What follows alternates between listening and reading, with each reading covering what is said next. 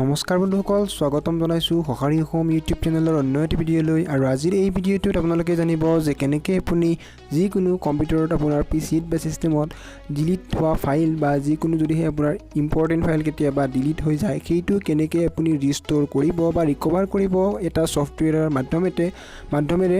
বন্ধুসকল, আহক তেন্তে পলম নকৰি আজিৰ এই গুৰুত্বপূৰ্ণ ভিডিঅ'টো আমি আৰম্ভ কৰোঁ আৰু জানো কেনেকৈ আমি ৰিকভাৰ কৰিবলৈ পাৰোঁ।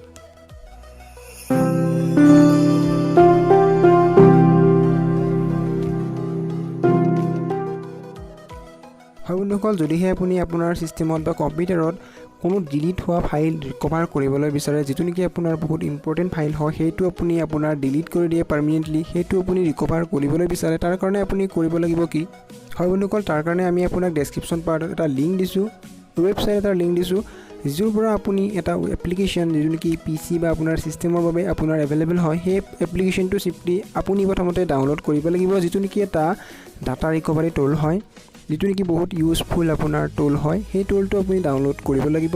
মই এই টুলটো ডাউনলোড কৰি ৰাখিছোঁ। এতিয়া মই এইটো ডাবল ক্লিক কৰি মোৰ চিষ্টেমত ইনষ্টল কৰি ল'ম। তাৰ কাৰণে মই ডাবল ক্লিক কৰিছোঁ আৰু সকলো টাৰ্মছ এণ্ড কণ্ডিশ্যন ইয়াত নেক্সট অপশ্যনত ক্লিক কৰি সকলো টাৰ্মছ এণ্ড কণ্ডিশ্যন মই একচেপ্ট কৰিছোঁ আৰু মোৰ একনলেজমেণ্টটো মোৰ দিয়াৰ পিছত নেক্সট অপশ্যনত ক্লিক কৰি এইটো মই ইনষ্টল কৰিছোঁ। ইয়াত আপুনি ডাউনলোড ডাইৰেক্টৰীটো ইনষ্টলেশ্যন ডাইৰেক্টৰীটো চেঞ্জ কৰিবলৈ পাৰে, কিন্তু মই ৰিকমেণ্ড কৰিম এইটো আপুনি বাই ডিফল্ট ৰাখক আৰু ইনষ্টল প্ৰচেছ আৰম্ভ কৰি দিয়ক। বন্ধুসকল, মই ইয়াত মোৰ যিটো এপ্লিকেশ্যন আছে, এপ্লিকেশ্যনটোৰ নাম হৈছে বন্ধুসকল ষ্টিলাৰ। এই এপ্লিকেশ্যনটো বহুত ইউজফুল এপ্লিকেশ্যন হয়। এপ্লিকেশ্যন মানে এইটো এটা বহুত ৰিকভাৰী টুলৰ কাম কৰে। বন্ধুসকল, এই এপ্লিকেশ্যনটো মই চিম্পলি মোৰ চিষ্টেমত ইনষ্টল কৰি লৈছোঁ আৰু ইয়াৰ ব্যৱহাৰ মই আপোনাক দেখাই আছোঁ যে কেনেকৈ আপুনি ইয়াৰ ব্যৱহাৰেৰে এই এপ্লিকেশ্যনটো ব্যৱহাৰেৰে আপোনাৰ যিকোনো ইম্পৰ্টেণ্ট ডাটা যিটো নেকি আপোনাৰ ডিলিট কৰি পেলাই আপুনি পাৰ্মানেণ্টলি সেইটো আপুনি ৰিকভাৰ বা ৰিষ্ট'ৰ কৰিবলৈ পাৰিব ইজিলি। বন্ধুসকল, ওৱান ক্লিকত এইটো আপুনি ৰিকভাৰ কৰিব পাৰিব উইদিন এ ছেকেণ্ড।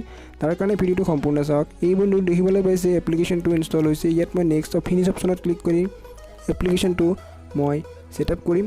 ইয়াত দেখিবলৈ পাইছে ফিনিছ অপশ্যনত ক্লিক কৰাৰ লগে লগে ই আপোনাক মানে অফিচিয়েল ৱেবছাইটটোলৈ লৈ আহিছে, কিন্তু বন্ধুসকল এইটো আপুনি কাট কৰি দিব। ইয়াত মই পেজটো প্ৰথমতে কাট কৰিছোঁ, গুগল ক্ৰমটো মই ক্ল'জ কৰি ল'ম। এই এপ্লিকেশ্যনটোৰ ৱেবছাইটটোৰ লিংক মই দি দিছোঁ ডেছক্ৰিপশ্যনত, ডাউনলোড কৰি ল'ব। ইয়াত এপ্লিকেশ্যনটোৰ ইণ্টাৰফেচটো আপুনি দেখিবলৈ পাইছে কিমান চিম্পুল ইয়াৰ ইণ্টাৰফেচটো হয়। ইয়াত মই আপোনাক ইয়াৰ ডেস্কটপৰ পৰা মোৰ যিকোনো এটা ফাইল মই ডিলিট কৰি পাৰ্মানেণ্টলি ডিলিট কৰি আপোনাক ৰিচাইকেল বিনৰ পৰাও ডিলিট কৰি মই দেখুৱাই দিম। তাৰপিছত সেই ফাইলটো মই ওৱান ক্লিকত আপোনাক ৰিষ্ট'ৰ কৰি দেখাই দিম যে কেনেকৈ এই এপ্লিকেশ্যনটো বা টুলটোৱে কাম কৰে ডাটা ৰিকভাৰ কৰিবলৈ।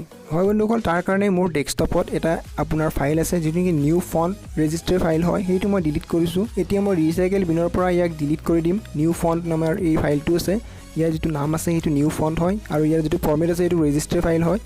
এইটো মই ডিলিট কৰিছোঁ। এইটো মই ডেস্কটপত আছিল, গতিকে ইয়াত মই ডেস্কটপ চুজ কৰি ল'ম আৰু আপুনি কাষ্টম লোকেশ্যনত গৈ ডেস্কটপটো চুজ কৰি ল'ব পাৰে, কিন্তু মই ইয়াত ডাইৰেক্ট ডেস্কটপৰ অপশ্যন আছে, গতিকে মই ইয়াত ডেস্কটপটো চুজ কৰি মই ইয়াত ডাইৰেক্টলি ৰিষ্ট'ৰ কৰিবলৈ ৰিষ্ট'ৰ অপশ্যনত ক্লিক কৰিম। ৰিষ্ট'ৰ অপশ্যনত ক্লিক কৰাৰ লগে লগে ই আপোনাৰ ৰিষ্ট'ৰ প্ৰচেছ আৰম্ভ কৰি দিব আৰু যিমানবোৰ ফাইল নেকি আপুনি ডিলিট কৰিছে সেইবোৰ ফাইল আপোনাক ইয়াত শ্ব' কৰিব। এনেদৰে আপুনি আপোনাৰ ফাইলটোৰ নেমটো আপুনি চাব লাগিব। ইয়াত দেখিছে মোৰ যিটো ফাইল নেম আছে নিউ ফণ্ট ৰেজ ফাইল বা ৰেজিষ্টাৰ ফাইল, এই ফাইলটো ইয়াত আহি গৈছে।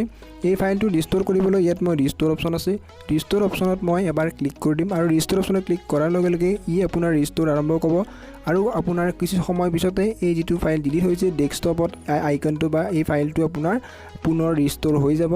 ইয়াত দেখিবলৈ পাব যে মোৰ যিটো ফাইল আছে ডেস্কটপত আপোনাৰ আহি যাব, যিটো নিউ ফণ্ট বোলে ফাইল আছে, সেই ফাইলটো মোৰ যেতিয়া নেকি ডেস্কটপত আহিব ইয়াত ৰিষ্ট'ৰেশ্যনটো হৈ আছে। তাৰপিছত মোৰ যিটো ফাইল থাকিব সেইটো নেকি মোৰ ডেস্কটপত মোৰ ইয়াত আহি যাব, যিটো ফাইল মই ডিলিট কৰিছিলোঁ পাৰ্মানেণ্টলি, মই ৰিচাইকেল বিনৰ পৰা ইয়াক ডিলিট কৰি দিছিলোঁ। কিন্তু বন্ধুসকল, সেই ফাইলটো আপোনাৰ ছেইম ফাইলটো কোনো ধৰণৰ ডেটা লছ নোহোৱাকৈ এই ফাইলটো ডেস্কটপত আপোনাৰ আহি যাব। বন্ধুসকল, তাৰ কাৰণে ইয়াত ৰিষ্ট'ৰেশ্যন প্ৰচেছটো আপোনাৰ চলি আছে।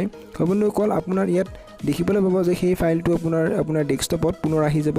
বন্ধুসকল, ইয়াত ডাঙৰ ফাইল বুলি মেটাৰ নকৰে, যিমান ডাঙৰ ফাইল নহওক ইয়াত চিম্পলি ৰিষ্ট'ৰ হৈ যায়। যিখিনি সময় ই লয় সেইটো সময় ইয়াত ল'বই, কাৰণ বন্ধুসকল ফাইলটো আপোনাৰ ডিপলি স্কেন কৰি কেনে ৰিষ্ট'ৰ কৰা হয়, যিহেতু ফাইলটো পাৰ্মানেণ্টলি আপোনাৰ ছিষ্টেমৰ পৰা ডিলিট কৰা হয়। গতিকে বন্ধুসকল ইয়াত দেখিবলৈ পাইছে ৰিষ্ট'ৰেশ্যন প্ৰচেছটো আপোনাৰ চলি আছে আৰু এই ৰিষ্ট'ৰেশ্যন প্ৰচেছটো কমপ্লিট হ'বই আৰু হোৱাৰ লগে লগে এই ফাইলটো দেখিবলৈ পাইছে মোৰ ডেস্কটপত আইকন হিচাপে আহি গৈছে। যিটো ফাইল মই ডিলিট কৰিছিলোঁ সেই ফাইলটো মোৰ ডেস্কটপত আহি গৈছে। হয় বন্ধুসকল, এনেদৰে আপুনি ছিষ্টেমত যিমানবোৰ ফাইল থাকে সেইবোৰ যদি কোনো ইম্পৰ্টেণ্ট ফাইল আপুনি ভুলতে ডিলিট কৰি পেলাই পাৰ্মানেণ্টলি আৰু ৰিচাইকেল বিনৰ পৰা আপুনি ফাইলটো ডিলিট কৰি দিয়ে, তেতিয়া বন্ধুসকল আপুনি এনেদৰে এই এপ্লিকেশ্যনটো বা টুলটোৰ ব্যৱহাৰেৰে আপুনি সেই ফাইলটো পুনৰ ঘূৰাই পাব পাৰে, যদিহে ইম্পৰ্টেণ্ট ফাইল আপোনাৰ কাৰণে সেইটো আছিল। এই যিটো টুল আছে এই টুলটোৰ লিংক মই মোৰ ভিডিঅ'ৰ ডেছক্ৰিপশ্যন পাৰ্টত মই আপোনাক দি দিম। তাৰ পৰা আপুনি ডাউনলোড কৰি ল'ব আৰু আপোনাৰ ছিষ্টেমত ইনষ্টল কৰি ল'ব। যিহেতু বন্ধুসকল আপোনাৰ কিছুমান ইম্পৰ্টেণ্ট ফাইল কেতিয়াবা আপুনি ভুলতে ডিলিট কৰি দিব পাৰে, এই ফাইলটো আপুনি ডিলিট কৰা ফাইলটো চিম্পলি ৰিষ্ট'ৰ কৰিব পাৰে এই টুলটোৰ মাধ্যমেৰে। হয় বন্ধুসকল, এইটো বহুত ইউজফুল টুল হয়। গতিকে আপুনি এই যিটো টুল আছে সেইটো আপুনি আপোনাৰ ছিষ্টেমত নিশ্চয়কৈ ইনষ্টল কৰি থ'ব আৰু কেতিয়াবা নহয় কেতিয়াবা আপোনাৰ এই টুলটো আপোনাৰ ব্যৱহাৰৰ বাবে উপযোগী হ'ব। হয় বন্ধুসকল, যিহেতু এই টুলটোৱে আপোনাৰ যিকোনো ডেটা যিটো নেকি আপুনি ছিষ্টেমৰ পৰা কমপ্লিটলি ডিলিট কৰি পেলাইছে সেই ফাইলটো আপুনি চিম্পলি 1 ক্লিকত ৰিষ্ট'ৰ কৰি দিয়ে। হয় বন্ধুসকল, যিমান ডাঙৰ ফাইল নহওক, যিমান পুৰণি ফাইল নহওক, আপুনি যিমানবোৰ ফাইল ডিলিট কৰে আপুনি জাষ্ট তাৰ ডাইৰেক্টৰীটো বা লোকেশ্যনটো আপুনি চুজ কৰিব লাগিব। সেই লোকেশ্যনটো অনুসৰি আপোনাৰ ইয়াত প্ৰিডিফল্ট কিছুমান লোকেশ্যন দিয়ে থাকে, সেইবোৰৰ দ্বাৰাও আপুনি যিকোনো ফাইল আপুনি ৰিষ্ট'ৰ কৰিব পাৰে। হয় বন্ধুসকল, আশা কৰিলোঁ আজিৰ ভিডিঅ'টোত আপুনি বুজি পালে যে কেনেকৈ আপুনি যিকোনো ছিষ্টেমৰ বা পিচিত আপুনি যিকোনো ফাইল যদি পাৰ্মানেণ্টলি ডিলিট কৰে কেনেকৈ আপুনি ৰিষ্ট'ৰ কৰিব পাৰিব। হয় বন্ধুসকল, আজিৰ এই ভিডিঅ'টোত এইখিনিয়ে, লগ পাম অন্য এটি ভিডিঅ'ত। ধন্যবাদ। জয় অসম।